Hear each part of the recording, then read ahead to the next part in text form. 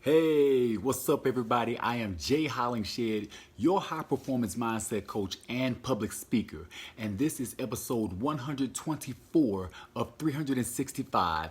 This is my 7 pillars of mental performance series. Thank you so much for tuning in. I definitely appreciate it. And today is actually Thursday. Thursday, day number 5 of the week, in which we discuss pillar number 5. Pillar number 5 of 7 is imagery and visualization. Imagery and visualization. First of all, before we get into it, I am going to thank everybody, starting with my brother AJ, who's already popped in. My aunt Gina Cecily, thank you so much. I love you for tuning in. You tune in, you share, you like, you love, all that. Mad love for you for doing that. I appreciate you.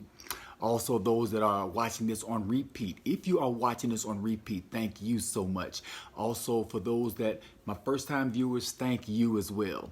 Now, for those that want to watch this episode in its entirety, feel free to go to my YouTube channel. All of my episodes have been posted on my YouTube channel for your viewing pleasure. So like, love, and bless someone else with it if you feel that they can be blessed by it and if it is a blessing to you. So thank you so much. Now let's get right into it. Imagery and visualization. Frederick Shadding, bam, A5, what's up? I appreciate you, Fred. All right, so I took some good notes and we're gonna knock this thing out real quick. Now, about 6 years ago, 5.5, 6 years ago, I started studying a personal development guru, old school development guru named Jim Rohn. He is the actual, he was the mentor for Tony Robbins and a lot of other greats that are out there. Marcus Gordon, I appreciate you for tuning in, brother. God bless you. Now, following Jim Rohn, I learned a lot from him and reading about him and studying his methods and looking at a lot of his, listening to, because he's old school, cassette tape. So I'm listening to a lot of his information. Stephen Shackelford, I appreciate you for tuning in on this imagery and visualization Thursday. So Jim Rohn, listening to him inspired me a lot, but one lesson stood out from him, and it was called be, do, have. Be, do, and have. Now this lesson is basically, it's simple. If you want to be a millionaire, you got to do what millionaires do, and you will have what millionaires have. Simple, point blank. Now, not saying that that's everybody's goal, but we're still talking about imagery and visualization. So being a high performance mindset coach, I talk to a lot of people about their mindset. I talk to a lot of people about their personal development goals and what they see for themselves. Now, this is one thing that kind of got me perplexed. I asked them, what do they see for themselves? Everybody says, I want to get better. I want to be better. I want to do better. And I said, okay, better seems to be the word everybody is using. So, and I asked them, what about going beyond better? How about best or just outstanding? You want to go above and beyond. Don't just settle for better. And everybody is kind of just stuck on better. They're like, yeah, maybe. And I'm like, why? Why is that? So I got to thinking about that. And taking this back to imagery and visualization, we are attracted, as human beings, we are attracted to clarity. And a lot of times what we see for ourselves, what we visualize for ourselves, or what we imagine, taken from imagery, what we imagine for ourselves doesn't go beyond better. So that's where we're stuck at a lot of times mentally. Who we got? Ms. B. Bruce tuning in. Thank you so much for tuning in with us on this Thursday. Now, a lot of us are stuck at being better. So our clarity or our vision doesn't go beyond that. It's kind of like you're in the house and you want to see what's happening across the street, but your vision doesn't go beyond the front door because your front door is closed. So you can't see beyond that. There's no clarity. The front door is blocking your clear vision of what's happening across the street. So that's how our mindset is. And we don't see beyond better for ourselves. So here's a few examples of that. We think in the direction of clarity. We are attracted to clarity. So we go in the direction of what is clear to us to the degree of that clarity. Now, we physically go in the direction that we look in with our eyes. We physically walk or move or gravitate towards a direction that we look in. Why do we do that? Because our eyesight provides clarity in the direction for where we're going. Now, we are physically and emotionally moving in the direction that that we mentally see in our mind's eye. We are mentally and emotionally progressing in the direction that we spiritually see for ourselves in our mind's eye.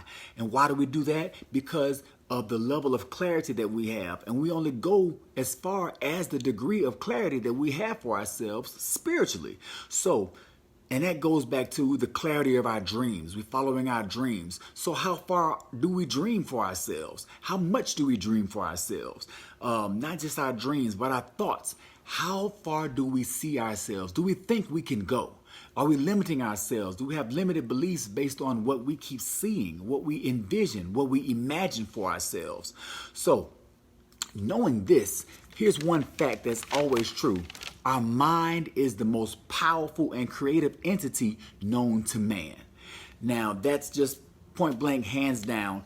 Our mind is like I said, the most powerful and creative entity that we know to date. So, with that being said, we're not using our minds to our greatest we're not maxing out the ability of our minds. And I teach this all the time, that our body follows our mind. So if we're limiting our minds, aren't we limiting our bodies? Aren't we limiting what we can do? If our minds only go to the front door, then that's as far as our body is going to go. We may think about across the street, but if our minds can only see the front door, then that's as far as we're going to go. Now, in order for us to progress and upgrade ourselves, we have to upgrade our thoughts. To upgrade our thoughts, we have to upgrade our vision of what we see for ourselves or what we imagine for ourselves. Another thing that I teach is that we think in pictures. So whatever vision we have, that's the vision we hold in our minds, that's the picture. The imagery is actually adding our five senses. Here I am going back to the five senses.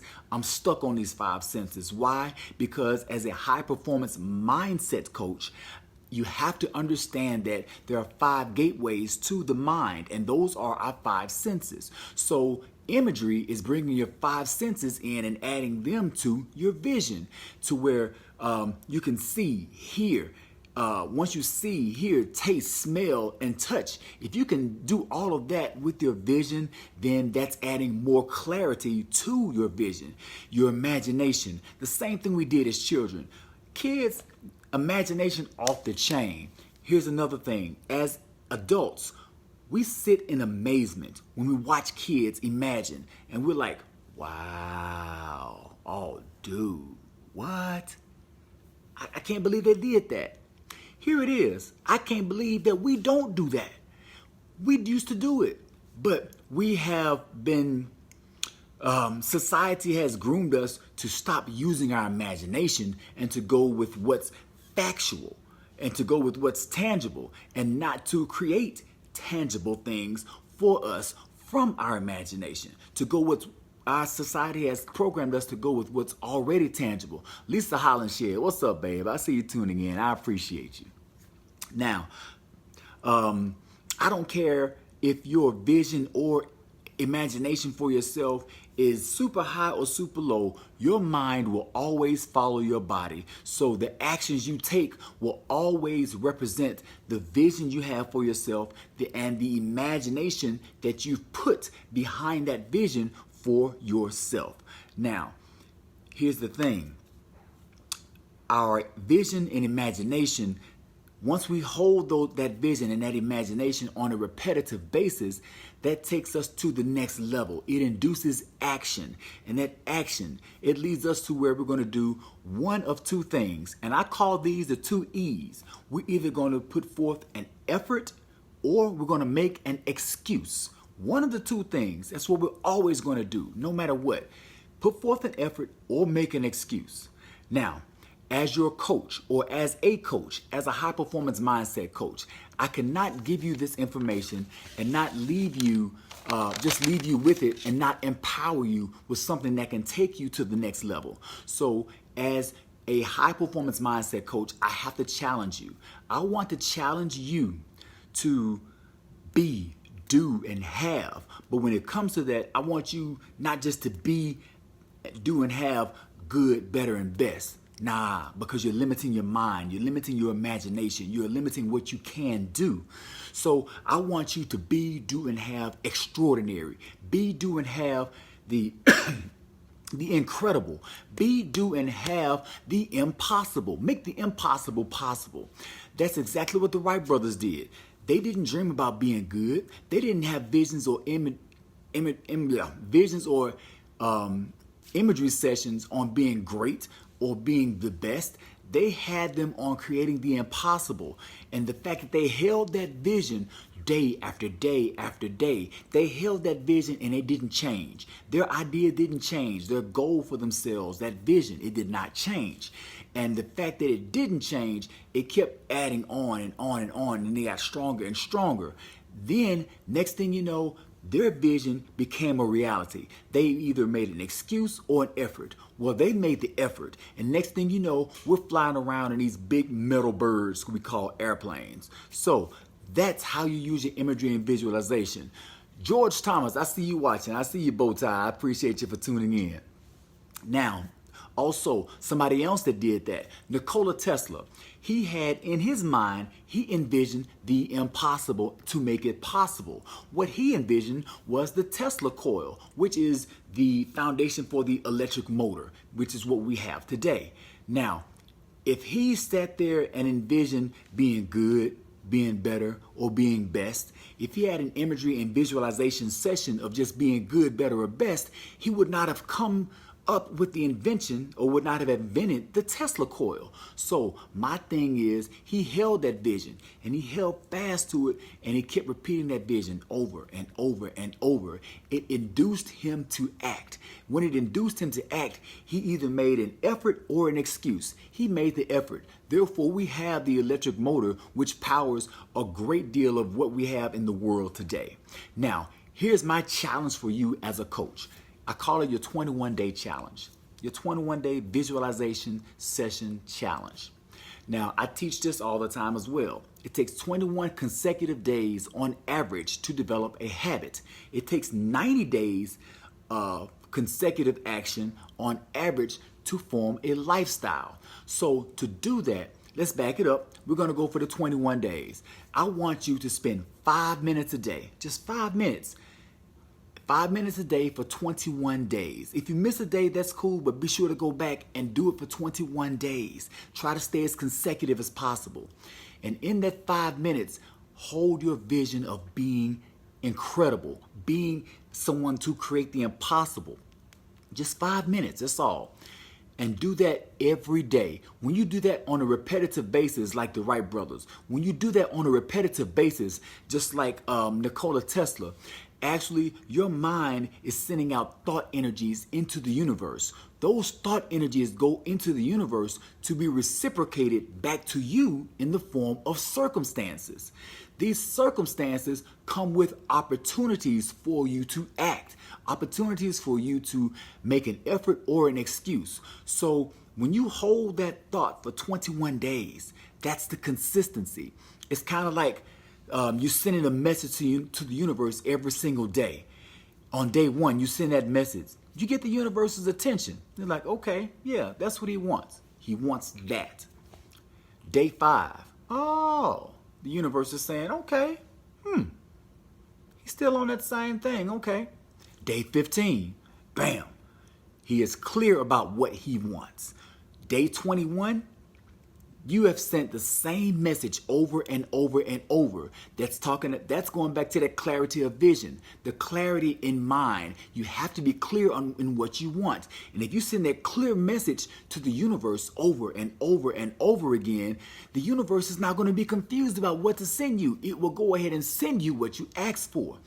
Now keep this in mind. It will send you what you need in the form of circumstances. These circumstances bring opportunities for you to act. So hold your vision, Keep it clear. What's up, Frank D? I see you tuning in, brother. I appreciate you, man. You've inspired me so much with your, we're talking about imagery and visualization, and your art has been a vision for me. It has induced me to think on a higher level. So thank you, man. I just want to send that out to you. I love you and I appreciate you. So when you hold that vision for 21 days, the universe says, okay, I know what he wants or she wants. I'm going to send it to them. I'm going to send those opportunities. So like I said, imagine yourself not just being good, better, or best, but hold your imagery and visualization sessions daily, 5 minutes a day. I challenge you for 21 days. Do that, 5 minutes. Envision yourself creating the impossible. See what happens. Challenge the universe. Prove the universe wrong. I dare you. I dare you. So that's all I have for right now.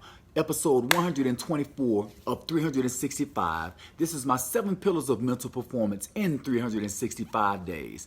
Thank you so much for tuning in. If you want more information or you want coaching on imagery and visualization and the other 6 pillars that I have, feel free to reach out to me at speaktojay.com, speaktojay.com, or go to my website or inbox me right here on this platform.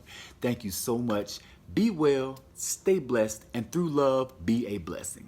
God bless.